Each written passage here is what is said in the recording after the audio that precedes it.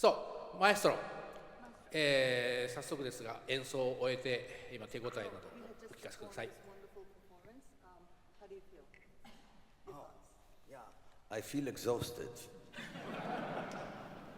とにかく疲れました。Because when I'm conducting, I give everything. When I finish, I feel that I gave everything, but I'm very happy. Of course, it's completely different because that's already received as culture, music culture, that the Bruckner Ninth is three movement for 100 years, yes? And we were already always planned to finish with this wonderful farewell of life, which he does with wonderful, the horns playing and then the pizzicato and then finish. And of course, this completely new situation with the finale. But we did the finale today, and it was received very enthusiastically by the public, which means it belongs to the three movements, yes.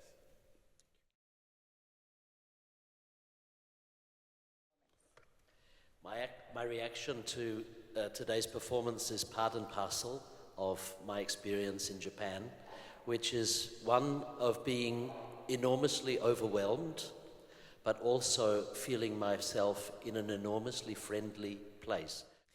So I've come across half the world from Australia. I studied many years in Austria. I studied the manuscripts for this work. There's over 500 pages of manuscripts of this work. I have been present at the premieres of both my documentation of the finale fragments, the very first time that the finale was played in Vienna, where it was written, as well as the wonderful performances by the Berlin Philharmonic of the finale under Simon Rattle in 2012 and later. But I have come here with the realization that Bruckner's music in far-off Japan is just as popular, if not more, and that is wonderful.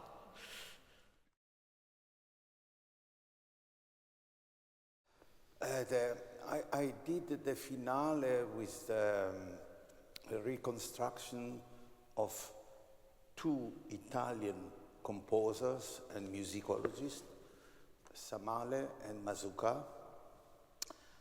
And I met them also in Rome privately. I think they were very, very serious about trying to respect the original manuscript that was existent at that time. And I agreed to perform this and to record it because I thought that if it is recorded, people may catch interest, and also musicians may catch interest, and maybe some material will come from this. So it was like a work in progress to do the finale, that people can listen to it, and maybe it can have an effect, like something rolling on.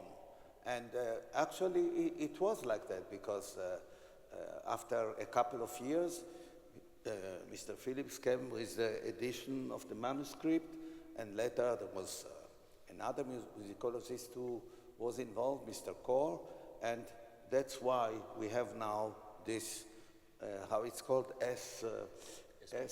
SMC, yeah, the three letters, the three musicians. So the intention which I had gave some fruit, and I'm very happy about that.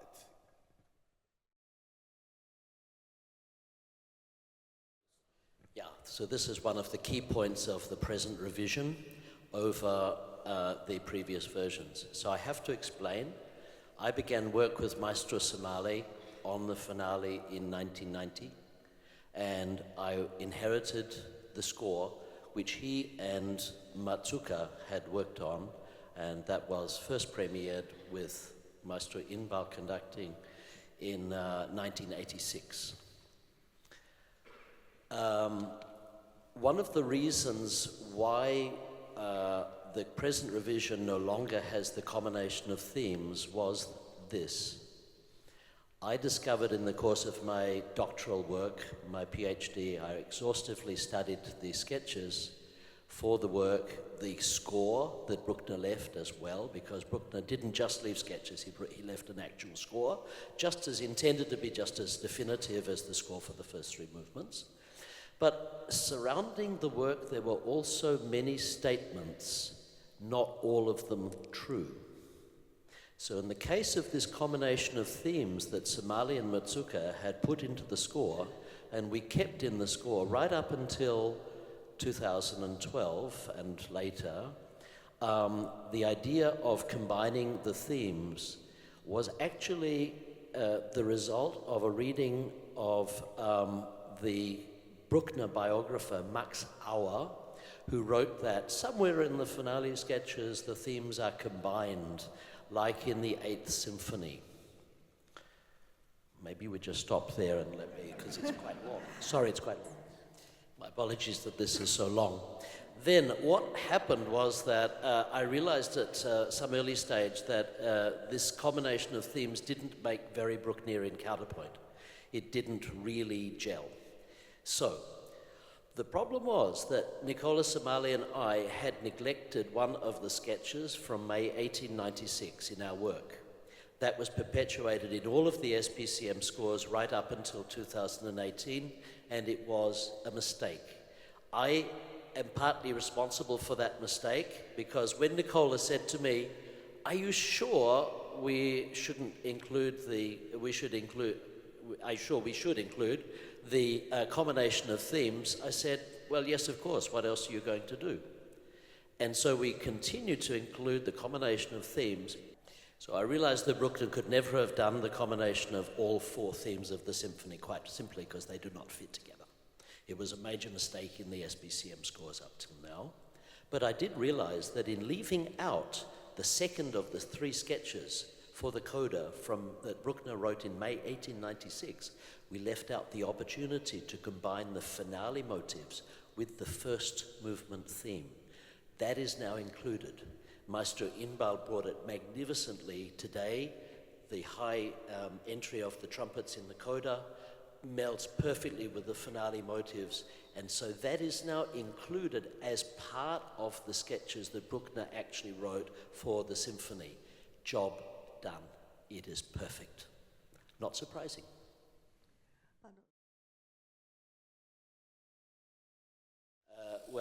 This is a very, very important question for the finale, because Bruckner said unequivocally, statements repeated many, many times by many people that knew Bruckner in their memoirs, that if the third movement, that if he didn't complete the finale, Bruckner wanted to include the Te Deum as fourth movement.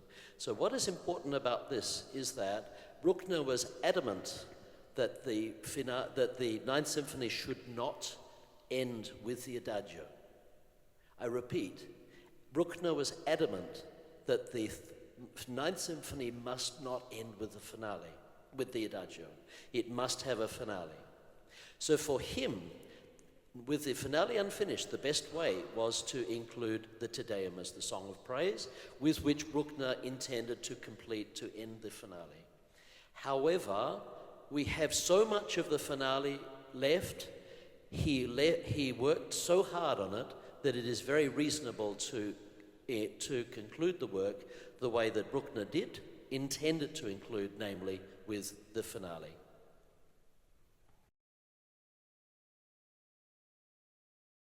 The Chor's edition is the new edition of in the Bruckner Complete Edition, the Bruckner Gesamtausgabe, published by Musikwissenschaftlicher Verlag in I think 2000 or so. There are very, very few changes between this and the Novak edition. I was actually the last musicologist to visit Novak, and he was fascinated by the finale, and he was very happy that there would be a new edition of the finale in the Bruckner Complete Edition, because the finale sketches were first published in 1934. But there is no cause edition as such. Cause and I did the copy preparation. Cause published in the complete edition the first three movements of the Ninth, and this is now entitled Ninth Symphony, First Three Movements. This was a major move by our publisher to recognize that the Ninth Symphony wasn't just a symphony in three movements. Cause, after I was engaged with the finale manuscript, Ben Cause, who very sadly passed away last year at age 58, it was a terrible, tragic loss, our publisher asked Ben to prepare a new edition of the first three movements.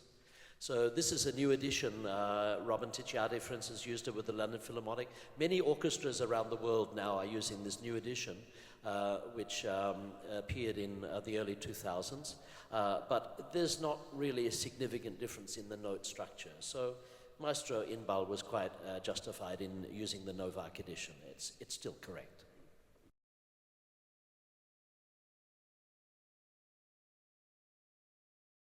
So I was understandably in a bind when the Pacific Music Festival wished to perform this work back last year. And so what we agreed to do was we agreed, without question, to do the SPCM 2012 material for the work, the final score that I did with my colleagues. And Maestro Thomas Dausgaard performed that work before several times, including in Valencia and in other places. So he was familiar with that. But he then chose to make some small changes in the direction of this score, but not actually this score. So the two major changes between the 2012 score and my revision are the bruising by folio and the fugue, which was 16 bars, for which we earlier had an alternative solution. That was not done by the Pacific Music Festival. They used the old version there. And in the coda, my most significant change was the inclusion of that second sketch from May 1896, which was not included in the Pacific Music Festival's version either. So it was still, in all essence, the 2012 score, with just very, very small changes made in the direction of this score. But the Tokyo Metropolitan Symphony Orchestra has had, in these last 2 days, the premiere version of this, which I also believe will be the final version of the SPCM finale for all time. ありがとうございます。すっきりしました。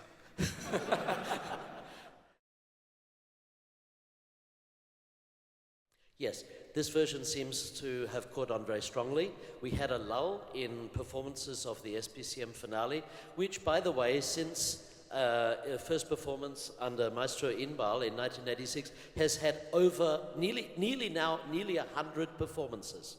So it's had quite an innings over those years. The forthcoming performances are that Maestro Kachung Wong is performing the work with a recording the 26th of October with the Halle Orchestra, which is his new orchestra. He is a wonderful, wonderful young conductor. I urge you to look out for him. That is in 26th of October in Manchester.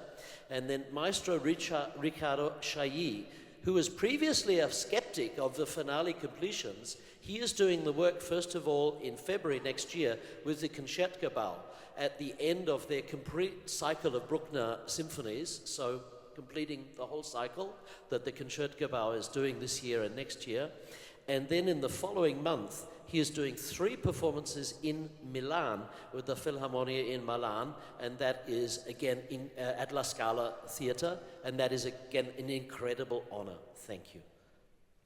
ありがとうございました。お時間が参りました。フィリップスさんになお質問がある方は、フィリップスさんの YouTube チャンネル並びに Facebook に直接質問を送っていただけると、もういくらでも答えてくださると思いますので、ぜひ直接メッセージあげてください。